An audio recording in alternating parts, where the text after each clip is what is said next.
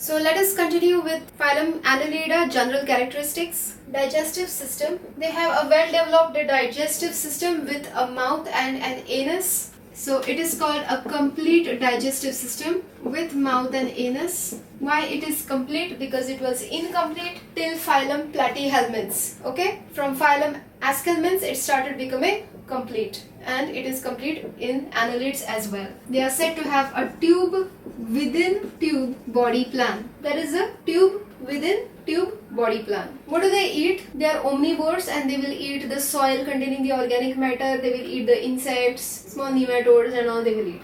Circulatory system. A circulatory system is developed in them, which is said to be a closed circulatory system comprising of blood vessels, in which there will be presence of blood also, and this blood will be red in color because it contains pigments. It does not have RBCs, okay, carrying the red pigment, but the red pigment will be dispersed into the blood plasma itself. Okay, they are said to have a closed circulatory system. Closed circulatory system. Closed because blood flows in blood vessels which are closed. They do not rely on only coelomic fluid as in Aschelminths or how arthropoda are going to rely. In arthropods, they do not have closed blood vessels. They will only rely on their coelomic fluid for circulation to take place. Okay, that is an open type of circulatory system, and this is a closed circulatory system. Okay, inside the blood vessels. They have a red pigment which is called as erythrochroin with a role similar to hemoglobin, that is carrying oxygen. This one is present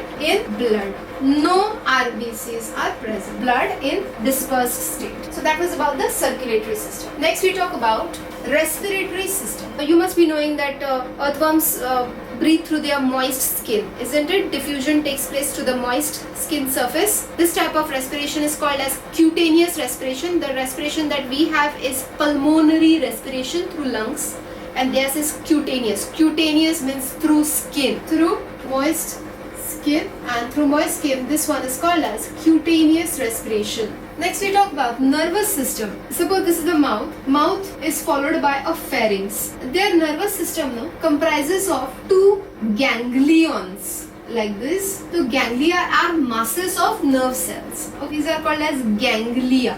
Ganglion, single, ganglia two. So there will be two ganglia which will be connected below like this. They will be connected below. They will form a ring and they will go below the pharynx. So if this is the dorsal view, if I show you the lateral view, then it will be like this. This is the mouth, this is the pharynx. These are the ganglia, this one and this one on the other end. Both of them will form a ring around this pharynx. Okay, which will be made up of nerves only, and from here they are going to form two nerve cords. So if you look at them like this, they will look like this. So how will you describe this? So this ring that is formed by these two ganglia over here around the pharynx, this is called the circumpharyngeal nerve ring. Circumpharyngeal nerve ring. What does the circumpharyngeal nerve ring comprise of? It comprises of these two ganglia, okay? Comprises of the paired ganglia plus the ring around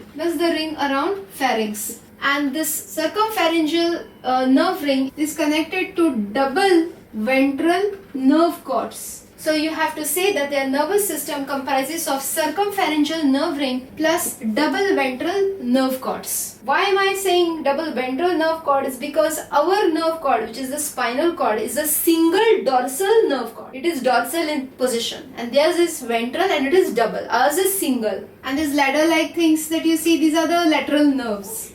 Excretory system. For excretion, they have formed very nice type of tubules, okay, which are called as nephridia. Nephridia are their excretory organs. What do the nephridia do is that they will collect all the nitrogenous waste and they will eliminate them out into either the gut or outside of the body wall through excretory pores. They are highly coiled tubules, like how we have nephrons inside our kidneys. Likewise, they have them inside their body. Many nephridia will be present inside each segment. They are said to be of three different types based on their positions. Integumentary, which will be present in the skin. Then there are pharyngeal. This will be present in the pharynx, and then there are septal, which will be present in septa between the segments. They are said to be monotelic in aquatic forms, and they are said to be ureotelic in terrestrial forms. Terrestrial forms like earthworm. Next we talk about locomotion. For locomotion there are three different things. First is the circular plus longitudinal muscles. Second one is something called setae, also called as ketae. What are these setae or ketae? The setae or ketae are chitinous hair-like structures which emerge from body wall, and they help to grip substratum. They will be retractile in nature.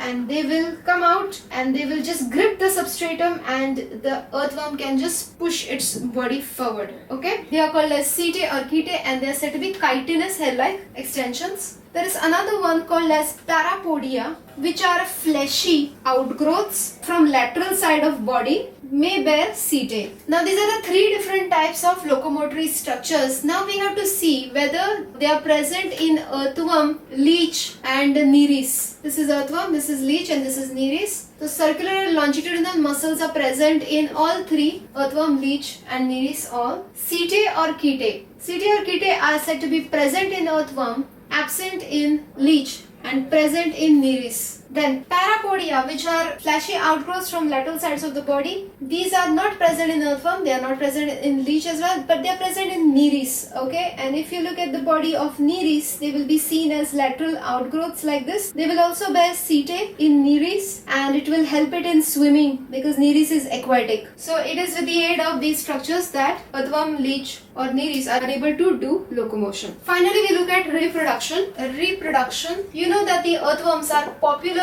for being hermaphrodites. Most are hermaphrodites. However, despite being hermaphrodites, cross-fertilization is preferred. Unlike the tapeworms and all, which will just do self-fertilization, they don't do that. Cross-fertilization between two different earthworms, which are both hermaphrodites, will be preferred. Hermaphrodites include earthworm, leech. For cross-fertilization, they have this feature of protandry. They are said to be protandrous. Protandrous means what? The male sex organs will develop first before the female sex organs, and that will help in the cross-fertilization process. Male sex organs mature first. Development is direct without any larva in case of earthworm, but in case of nereis, the development is indirect via a larva which is called as the trochophore larva. So with that, we have completed the general characteristics of Phylum Annelida. In the next lecture, we will be looking at earthworm in more detail.